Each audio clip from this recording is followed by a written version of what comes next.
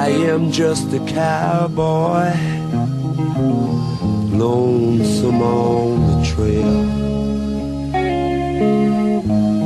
A starry night, a campfire light.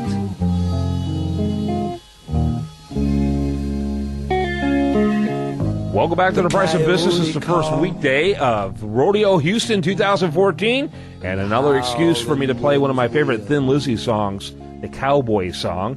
But it's also a great opportunity for me to talk to my good friend Chris Kidd. He's a contributor on the financial front for The Price of Business, bringing great interviews, great insight, and content on what's going on the financial front, with a big emphasis on the sports arena, but really looking at some of the barriers between people and the wealth they want to achieve in general, which I think is today's conversation is going to focus more on.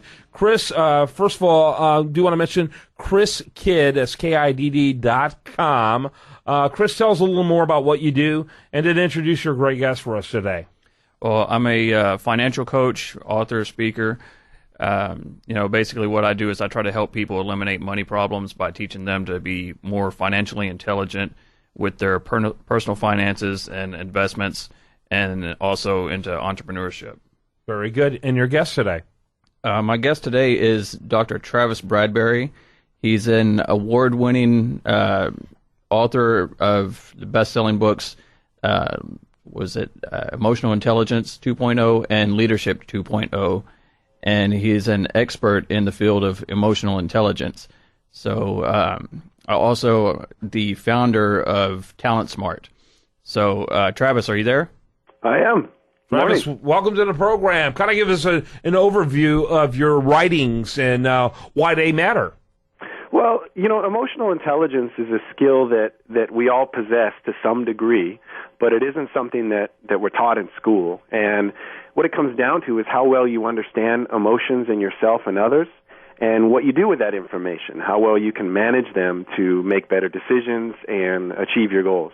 There you go. I hover just a little bit above the the characters of Arrested Development, just a little above them. So a little work to be done here on my part. But I'm a big fan of this emotional intelligence. I tell you, I've gone into convenience stores and I've seen PhDs working behind a table of a convenience store. They have the capability of getting a PhD, but they didn't have the emotional engagement to be able to use it in a way that's productive or successful. Meanwhile, one of my closest friends dropped out of high school in the ninth grade because his mother passed away, and is now a multimillionaire and very successful in business. And so emotional intelligence is huge. Yeah, absolutely. There's been a great deal of research that shows that regular intelligence, or IQ, only explains about 20% of your performance.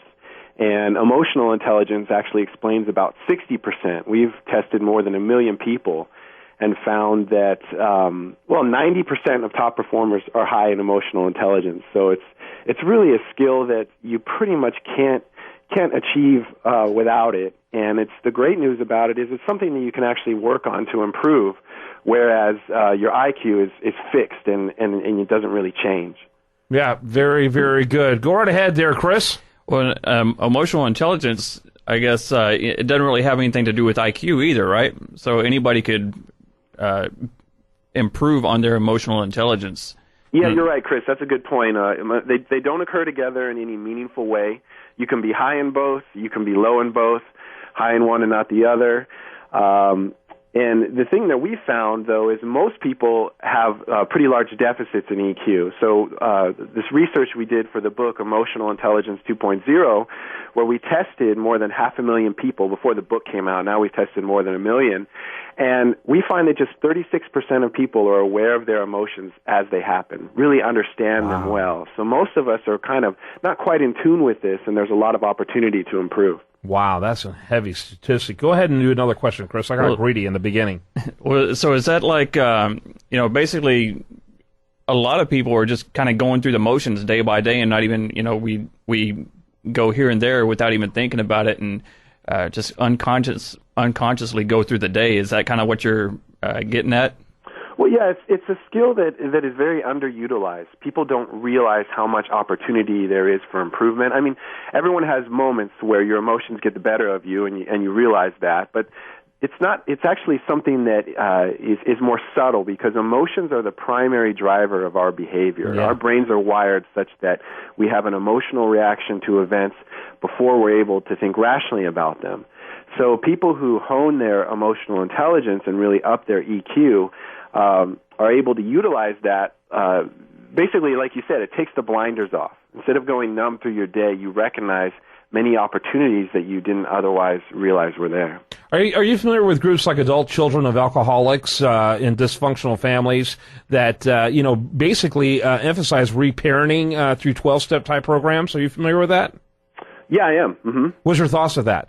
Well, the idea there is there's modes of thinking that we're taught growing up. So some people are sort of just more emotionally intelligent than others, and that often comes from the home and how they were taught to respond and understand emotions. So growing up as the child of alcoholics, you're often taught a lot of dysfunctional behavior, and there's alcohol is a way to ignore your emotions, right? Just to numb out and turn it off.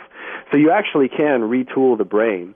The brain is highly plastic in the areas for emotional intelligence. That means it's malleable, and as you practice new behavior, your brain actually grows new neurons and forms new connections, which enables new habits and new behavior. Very good. Chris?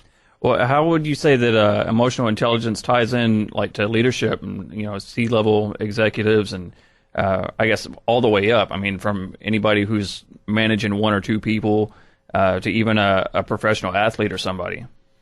Yeah, emotional intelligence is really huge in leadership roles. The kicker for leaders is that leaders prime the emotional state of their organization. So they set a tone that tends to trickle down.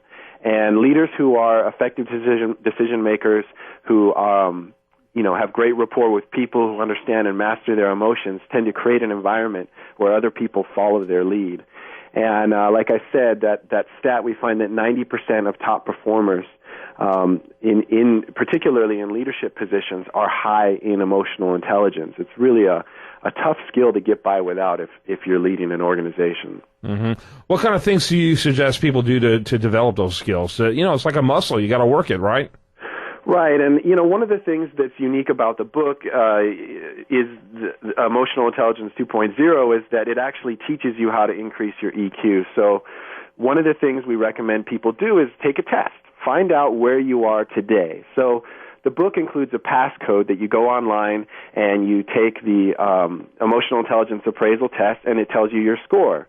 Well, but it also tells you what you need to work on, and it pinpoints the strategies that will increase your EQ the most. The book has 66 strategies for improving your emotional intelligence, and your test results actually tell you which ones you should work on first. And that's an important thing, is to have this objective picture of where you are today, what specific things you can do to improve. You want to keep it small and practice individual items that you can achieve repetition with, so that your brain can actually form those new connections.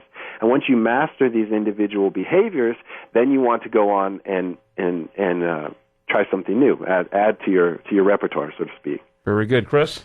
How does emotional intelligence play into somebody's finances or their income?